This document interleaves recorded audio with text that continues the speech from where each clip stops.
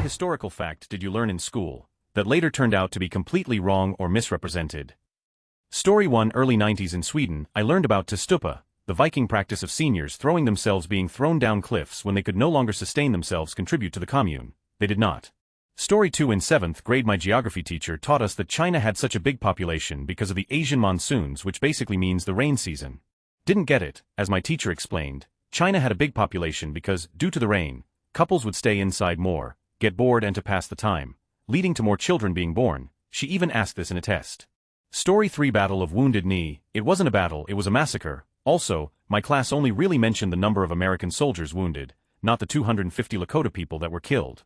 Story 4. I had a teacher in the 90s laugh at me when I said I didn't think currencies needed to be tied to gold. He didn't know the gold standard ended decades ago. What are countries just gonna say it's worth something? Story 5. I'm a teacher, so I like to check myself when I say something that they're surprised by. Recently I found out that black widow spiders only eat their mates in captivity, and it's actually not common.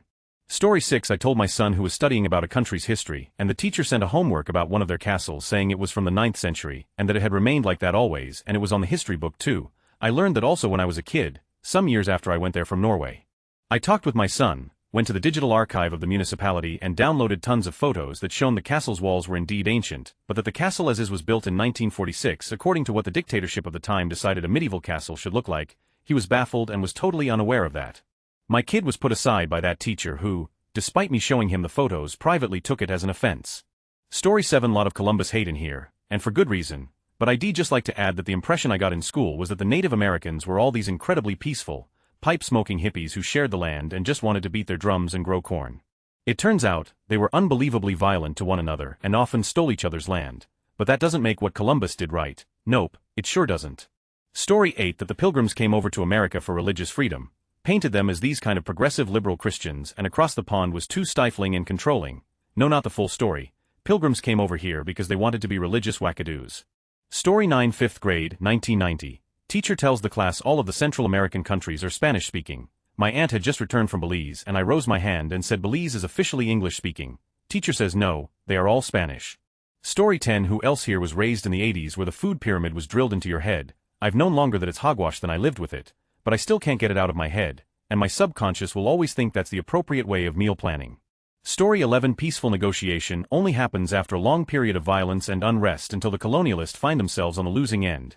Ain't nobody going to give up a piece of land after being asked nicely. School history books tends to make the war and the peace negotiation as two separate, unrelated events.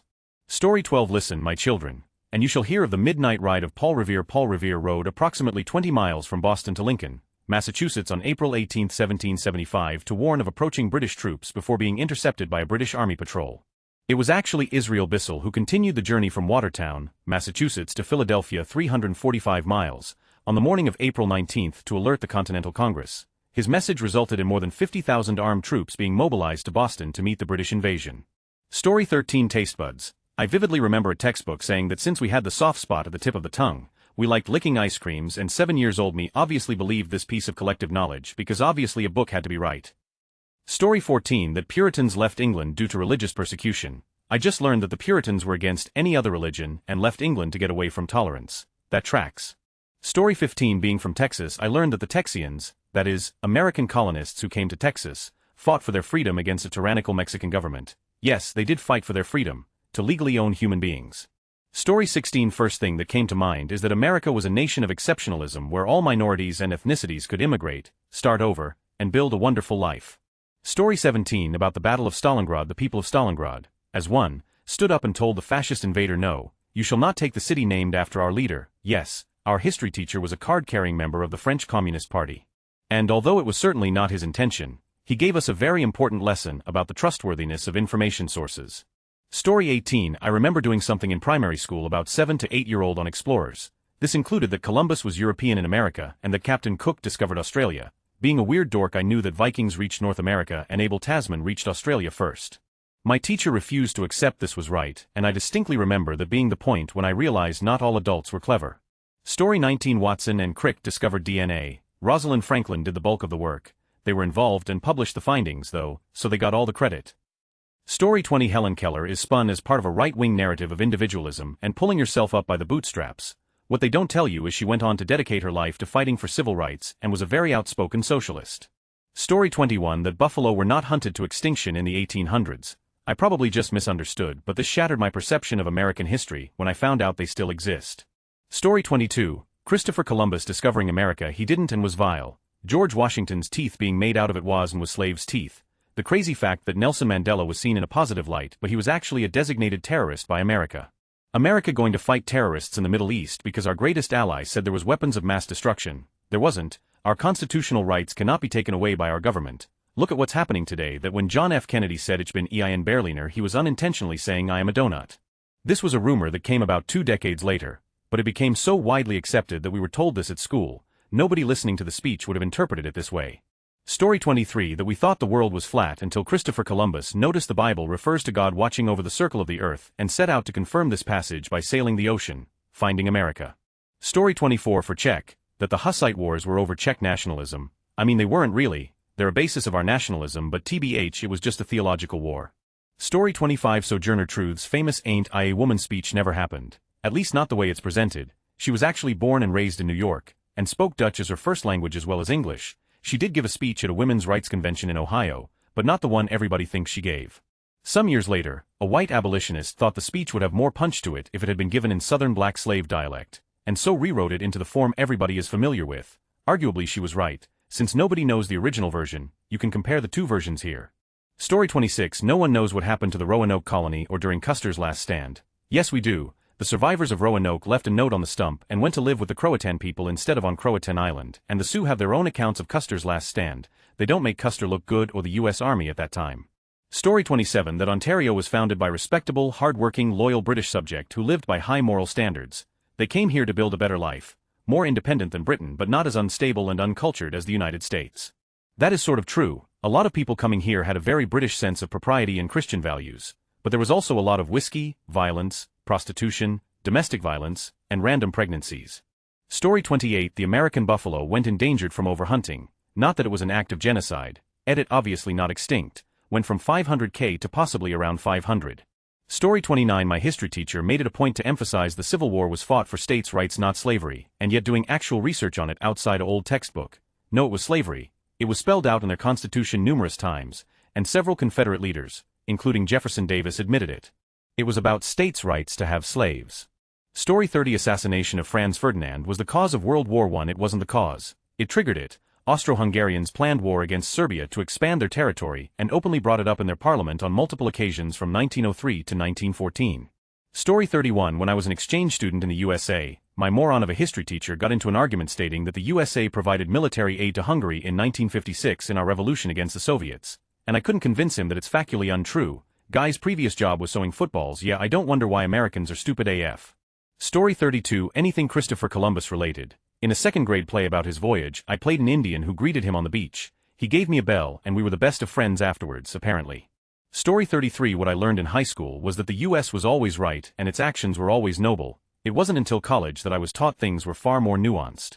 Story 34 the whole Betsy Ross story pisses me off. The story didn't come out until a century later during the planning for the centennial. Someone wondered who sewed the first flag and her grandson said, "Oh, that was my grandma." So now it's a whole thing to start remembering Betsy Ross. There isn't even any evidence she sewed any flags at all. She made clothes in Philadelphia. We have the Betsy Ross house, but there is no evidence it is where she ever lived. It is possible that she lived in the house next door, but that was torn down in the 1950s as it was in such poor condition that it was deemed a fire hazard. But they made a beautiful little courtyard there. During the ramp up to the bicentennial, it was decided that they should relocate her body to the courtyard so everyone can pay their respects. Out they go to the cemetery to dig her up. Now it should be noted that this burial plot isn't even her first plot. She was originally buried in the city, but was moved to the outskirts when they wanted to build more houses. So they go to her marker and dig. Nobody, whatever shall they do? They just start digging around until they find a coffin with female bones. The anthropologist in charge said, "There's no question about this one.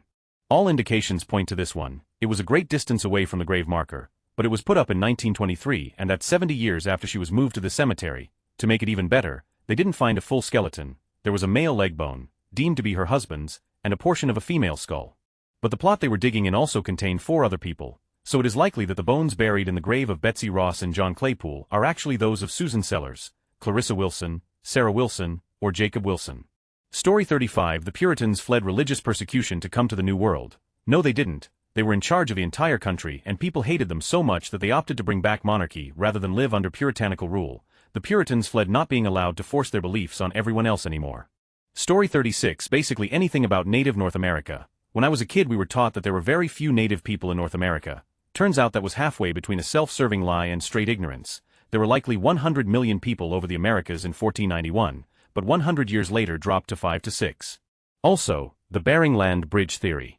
Story 37. My history teacher in like 7th grade made a big deal how slavery was not the main cause of the Civil War. She spent like a week making us do an assignment going over what the main cause actually was. Her point being that slavery was a smaller issue that stemmed from a bigger issue which was states' rights. Which, I suppose in a weird way is correct, but it was how they wanted their rights to be handled around slavery. Story 38. The Underground Railroad in the U.S. was not a series of tunnels like the subway system. That's how it was explained to me as a first grader. It wasn't explained to us that underground meant secret. I believed this to be the case until my first year in college. Story 39. My teacher in middle school taught us that the seasons are due to the Earth being closer to the sun in the summer and further from the sun in the winter. I have had a large number of people on Reddit argue with me on this one, so before you decide to argue this, please look it up. The change in the seasons are not caused by the Earth's distance to the sun. They are caused by the tilt of the Earth on its axis as it travels around the sun. Edit. So many people still want to argue that the distance causes seasons. Your teacher lied to you. Story 40. School never taught. Tuskegee 1932, Tulsa Race Massacre, America buying out Nazi Russian-Japanese research, U.S. involvement in the Banana Wars, U.S. sabotage of Middle Eastern governments in the 1900s. Story 41. That slaves built the Egyptian pyramids. Apparently that was a common myth that has been believed for centuries. Even during the time of ancient Greece, modern technology and excavations have revealed that the builders were a combination of foreign labor, farmers moving inland for the flood season and skilled laborers. Story 42. That Isaac Newton was hit by an apple on his head when he was sitting under the tree, heard that he was just sitting by the desk in his office and saw an apple fall out of the window. Story 43. It was interesting growing up and seeing Christopher Columbus go from really interesting discoverer to person that rivaled authoritarian leaders in body counts in a single generation. Story 44. We were taught that the ancient Mayans just disappeared. Throughout Central America, the descendants of Mayans are still here and speaking their language as well. Story 45. In the 6th grade I was taught that Robert E. Lee led the Union and Ulysses S. Grant led the Confederacy. I genuinely don't know how my teacher that up so badly. Story 46. That the Aztec Empire fall because of the Spaniards. It fell thanks to alliance between the Conquistadores around 400 soldiers and the Tlaxcalan Kingdom 6,000 soldiers. Also, the Aztecs were a cruel empire and not many allies wanted to help them and let them die. Story 47. In high school, I took an anatomy physiology course that qualified for college credit. The teacher taught that blood is blue inside the body. I reported her to the school board for that the incessant religious dogma plaguing her lessons in a public school. Story 48. I do think a lot of the scientific historical facts people are mentioning in here were probably just they heard elsewhere as kids, and in their minds they misremember it as being learned in class. Story 49. When I was at school in 50 now it was established science that there were no other habitable planets anywhere. Earth was very likely it. We've gone from that to at least 300 million in our galaxy alone. That's crazy to me but also exciting about what it says about the universe. Story 50. Dude, Christopher Columbus. I feel betrayed how he was portrayed, feels grimy being straight lied to like that, and infuriating it's on a systemic level. Story 51. While Jackie Robinson was the first black player to break MLB's color barrier, he wasn't the first or even second black player in Major League Baseball. Story 52. That the U.S. gained independence through winning a war with Britain when in actual fact U.S. independence was won predominantly by the French and Spanish applying political pressure and supplying aid. Story 53. We nearly hunted the buffalo to extinction because the settlers just got a little out of hand when it came to sustainable hunting practices. The U.S. government paid people to kill them to starve the natives. Story 54. The story about the woman who sued McDS after spilling the lava hot coffee, taught to us as an example of a frivolous lawsuit. McDS kept their coffee at that ridiculous temp because they could keep it for longer, reducing waste. At reasonable temps they have to make a fresh batch more often. She had third-degree burns, was hospitalized for 8 days, required skin grafts, was permanently scarred, and yet initially sued for her medical costs only. Story 55. That the Mississippi River is the longest in the U.S. It's not, it's the Missouri River. Tried to correct my history teacher in my senior year of high school about it, was told I was wrong, and the entire class agreed with the teacher. There was no Google back then, but we did have these things called books. And to this day, some 35 years later, I still think about this moron. Story 56. That Catholic boarding schools, residential schools were doing the Lord's work, part of what they taught us in the 70s in the separate school system as it was called back then. Story 57. American history stressing the fact that the first colonists were the British in New England. The Spanish were here long before any of the British colonies. Think of Florida, Texas, New Mexico, and California, which all had settlements based around missions well before the New England colonies. Story 58. In Russian schools, some teachers who usually don't have anything to do with history will tell you that Russia never started offensive wars. I sincerely hope none of my classmates buy into that bullshit, but some of them probably do. Story 59 that Hitler killed himself by sending him and his troops up the wrong beach and getting shot, like a mix of WW1 and 2, Russia versus German x Gallipoli. Story 60 in Texas, they teach you that it's the only state in the Union that used to be its own country. Apparently, Hawaii being its own kingdom doesn't count, or maybe it's just because they're Polynesian not white. Story 61 not me, but my daughter. She has epilepsy, so we bought her an epilepsy watch which calls us if she has a seizure and installed a family GPS tracker on her phone so we know where she is. She had a school lesson on healthy relationships and her teacher told her that sharing your live location with anyone, no matter their reasoning, is toxic and controlling. My daughter tried to justify it and was still told that she shouldn't have the app on her phone and that she is being controlled. I get that technology can lend itself to abuse, but her teacher's attitude is extremely narrow-minded and dangerous. Not necessarily a historical fact, but it is a slow developing overcorrection from schools in the face of social media and technology that will be a talking point in the future. Story 62 Middle School Social Studies. We learned that the Mayan just up and disappeared and no one knows where they went. I remember telling my teacher that my family were descended in part from the Mayans and that a lot of people still lived there. She just laughed like it was BS. Story 63 that people from more than 200 years ago only lived to around 40. That was the average age due to high infant mortality and limited medical knowledge, but people routinely lived into their 80s. Story 64 the Quran tells Muslims not to steal from other Muslims, but it's fine for them to steal from Christians and Jews. The turn of the millennium was a crazy time. Story 65 not in school, but when I was younger I'd always heard that the Greeks invented the and the Romans added women. I always imagined that Romans were loving hedonists. Then I grew up and read about Romans' history for myself and realized that they were honor-bound conservatives who considered self-control one of the highest virtues. Claiming that a senator or emperor was having orgies was an attack of their moral character as one in the grips of vice. Story 66 I was taught that the US was the only free country in the world. I was in maybe 4th or 5th grade when we had a babysitter that was a foreign exchange student from Germany. He asked me if I thought I would want to visit Germany someday and I said, no, absolutely not, why, and no freedom. The guy almost fell out of his chair laughing. He said that Germany has more freedom than the US. There is no drinking age. The Autobahn doesn't have a speed limit, and rattled off a few others. It was at that very moment I realized I had been fed pro-America propaganda my whole life. Story 67 that the structure of DNA was discovered by Watson Crick. It was actually Rosalind Franklin, an expert in X-ray crystallography. Her lab partner, a man, took her research and shared it with Watson Crick.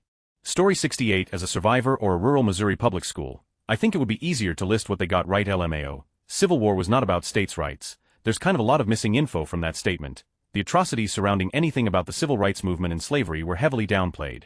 It was not in fact just a few outlier incidents. There actually isn't such a thing as a good slave owner. Anything about Christopher Columbus, anything about American indigenous people, anything about non-white, non-English people tbh sorry to Scandinavian, Irish and Scottish people. You were still Vikings and barbarians. Pretty sure I didn't know people in third world countries had cars and electricity and stuff until I was in high school. I was definitely led to believe everyone was living in huts still and living a hunter-gatherer lifestyle, wearing loincloths and like Tarzan. Story 69 grew up in a New Orleans suburb. My 8th grade Louisiana history teacher, who was otherwise a very charismatic and engaging teacher, taught us that the Civil War wasn't really about slavery. Didn't know the whole backstory on this line of thinking until I was much older. My high school world history teacher as an aside taught us that humans come from 3 main races, which are black, white, and Asian. He was otherwise a good teacher, though I guess I'm grading on a scale here. Story 70 Independence Day July 4, 1776, wasn't the day America became independent. That was when we declared our desire for independence and started the War of Independence. We didn't become a free nation until the British surrender at Yorktown on October 19, 1781. Why we celebrate the former and not the latter is a mystery only America can explain. Story 71 My 20th century teacher told the class about MSD mutual self-destruction during the Cold War. I corrected him with MAD, mutually assured destruction. I was excited for this class, but it was really disappointing and embarrassing. Story 72 In Denmark, we are typically taught in school that Copenhagen was founded by Bishop Absalon in 1167, when he constructed a fortress here. I think most people interested in history have always known it's a little bit of a white lie. There's evidence of a church, farms, and recent evidence even suggests ruins of a prior fortress on the location in which Absalon constructed his fortress.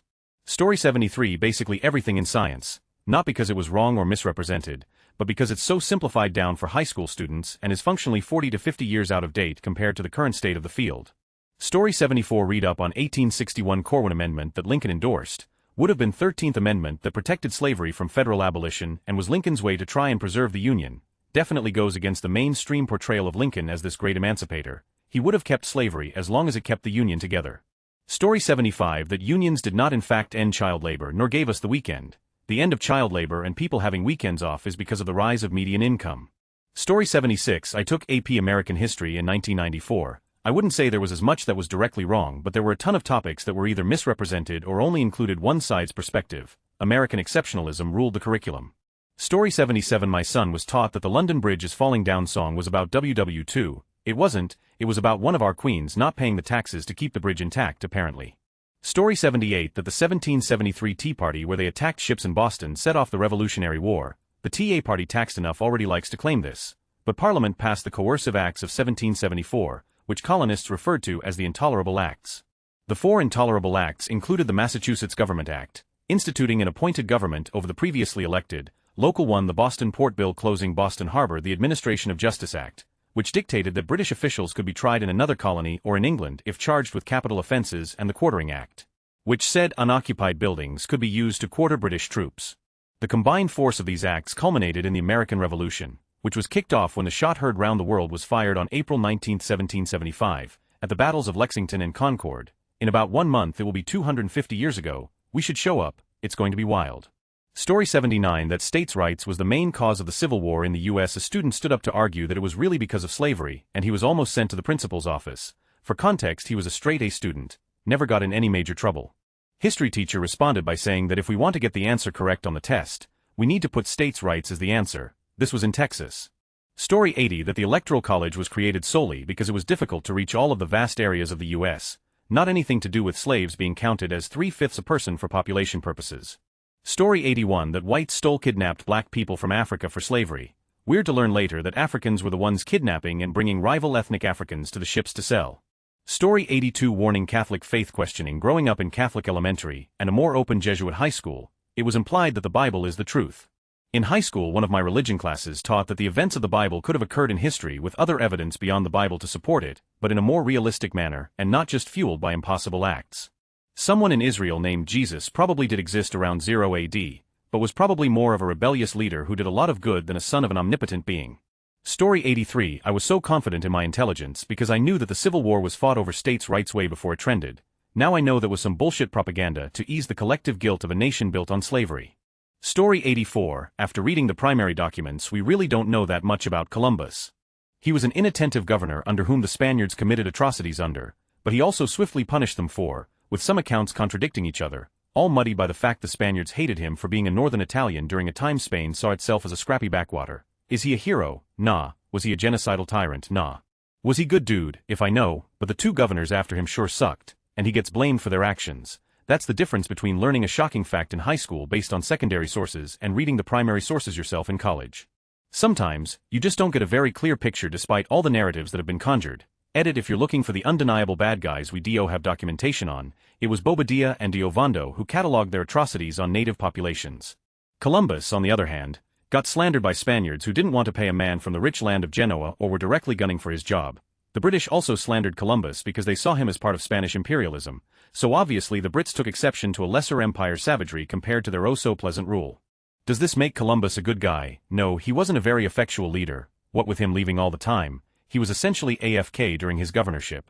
It should also be added that later writings by de Las Casas excoriated Columbus because de Las Casas was anti-imperialist and he saw Spanish colonialism as being precipitated by Columbus' discovery of the New World.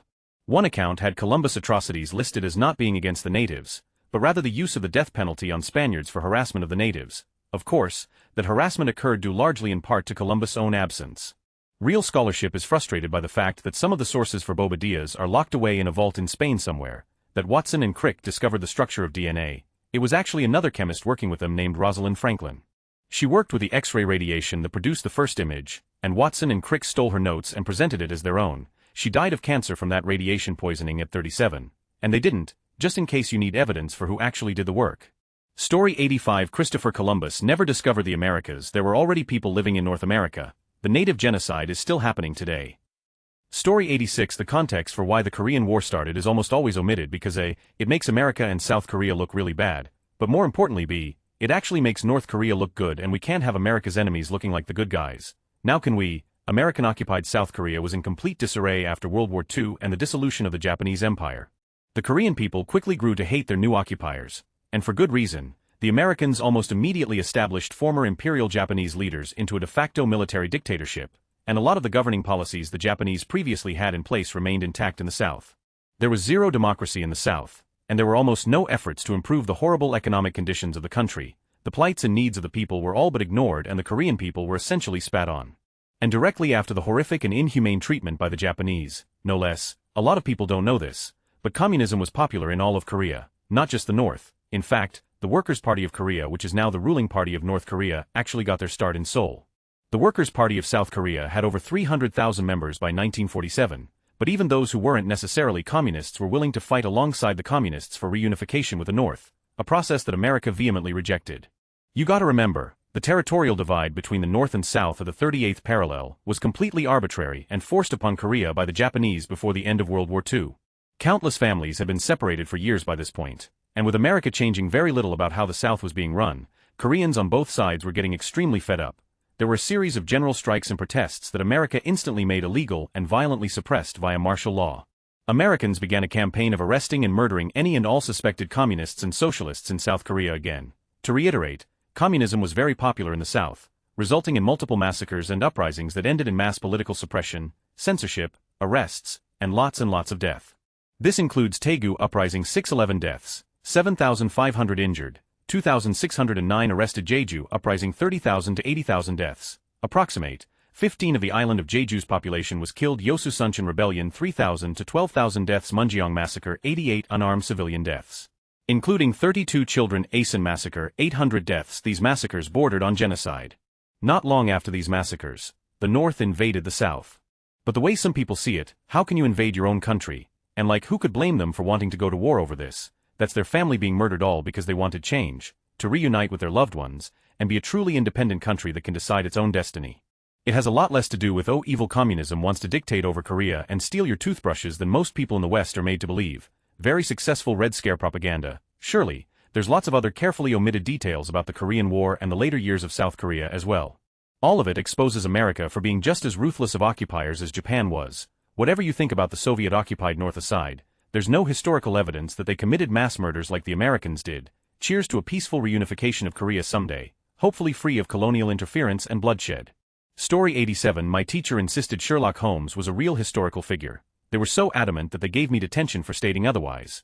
My dad was not pleased with then. She finally relented that he was based on a real person. Story 88. The Revolutionary War was not fought primarily because of taxes and representation. The primary reason for it was because the wealthy landowners in power were not allowed to settle west of the Appalachian Mountains because of British treaties with the natives, and they felt it was their right to settle there and make money. Ever wonder why most of the founding fathers were wealthy old money slave plantation owners? Taxes and tariffs were a side benefit, but they more importantly were an easy way to convince the common folk to fight back. Even today Americans froth at the mouth at the mention of taxes. But as we saw, the new US government began taxing as well, so the common people saw very little difference in their day-to-day after the war. Whereas the wealthy now has the entire new world to exploit as they saw fit. Story 89. Basically everything to do with the first peoples of Australia and the pioneers. The colonial population were described as adventurous heroes conquering the difficult wilds of New South Wales and Van Diemen's Land. Like the Wild West, phony deals between Aboriginal people and the colonizers, like the Lord Melbourne Treaty. Taran Elias was in the background rather than at the forefront of describing the genocide that was the reality. I didn't even read about the stolen generation until high school. Taran Elias was a term falsely used to describe the land of Terra Australis as free of civilization, literally land with no master. This allowed the colonizers to legally acquire the land as uninhabited. The Aboriginal peoples and Torres Strait Islanders, which are not a homogeneous people but in fact hundreds of nations with distinct languages, cultures and even look different. Australia is a big place were erroneously described as solely nomadic, with no permanent structures of agriculture. Evidence shows signs of more permanent structures including stone buildings, agriculture conveniently destroyed by the colonizers. As such evidence would make it impossible to declare the land Taran Elias. Understand that my understanding of this topic is not academic and is only from my own reading, and the above is general in nature. I'm a white fella and defer to anyone black or white who can tell the story better. Story 90. Well, this is omission of fact rather than misinformation. In the Protestant majority schools I attended in Northern Ireland, we didn't learn anything about local or recent Irish history. With the exception of Viking, Egyptian, Roman, Greek, a very small amount of Celtic history taught in primary school. Ages 5 to 11, everything else was Anglo-centric. Battle of Hastings, Henry VIII, the Normans, Tudors, World Wars, etc. It's astounding to me that we were never taught about the potato famine, British rule over Ireland, the Easter Rising, the partition of Ireland and establishment of the Republic of Ireland and Northern Ireland, the Troubles, etc. anything that could be perceived as contentious was just completely omitted.